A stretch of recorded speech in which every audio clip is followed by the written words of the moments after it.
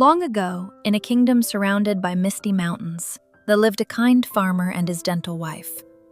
They had a small cottage at the edge of a meadow. Their life was simple and happy, but their hearts longed for a child. One cold night, the wife fell terribly ill. No medicine could save her. But beside their cottage grew a forbidden garden, tended by a powerful enchantress. Inside that garden glowed a single magical flower, the only cure. The farmer stole the flower. His wife was saved, and soon a baby girl was born, with golden hair that shimmered like sunlight. They named her Rapunzel. But the enchantress discovered the theft. Furious, she marched to their cottage and pounded on the door. She made a terrible demand. The child now belonged to her. The heartbroken parents begged, but the enchantress would not listen. She took baby Rapunzel from her mother's arms and carried her into the dark forest to a tall stone tower with no door. Years passed.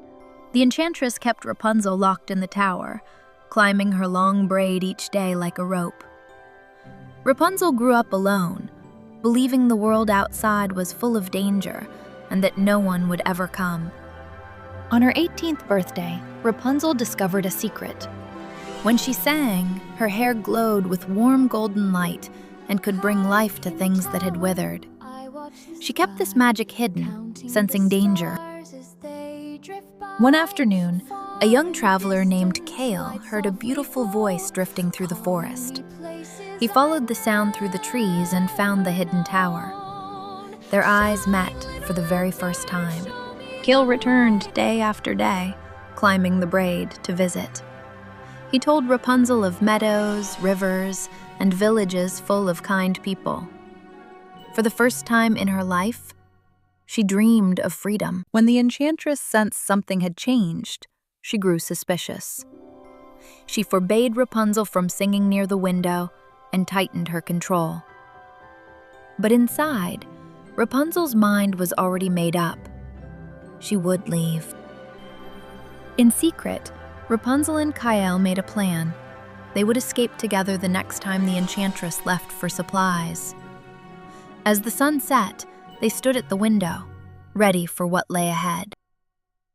When the moment came, the enchantress left for supplies. Kale rushed to the tower and climbed up. Inside, Rapunzel took one last look at the only home she had ever known. It was time.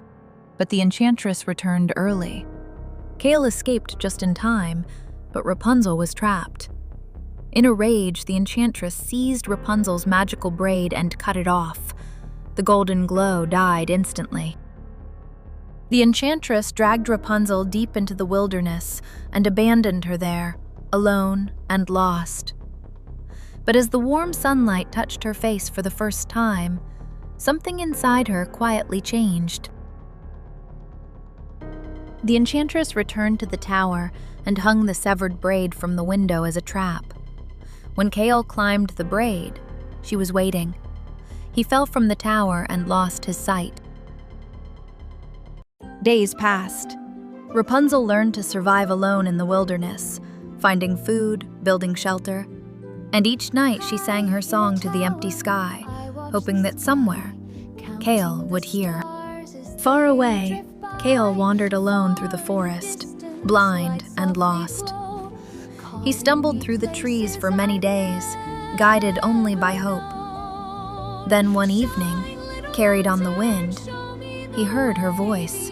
He followed the song through the darkness, step by step, until a warm glow appeared through the trees. He stumbled into a clearing, and there she was, singing beside a fire beneath the stars. Rapunzel held his face and saw his closed eyes. She wept. Her warm tears fell upon his eyes and a golden glow appeared. The old magic awakened one last time. Kale opened his eyes and saw her. When morning came, they walked out of the wilderness together, hand in hand.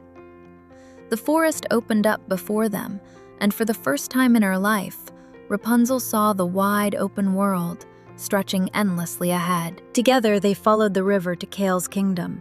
And there, standing in the bright open sunlight with nothing above her but sky, Rapunzel smiled. She was free. She was loved. She was home at last. The end.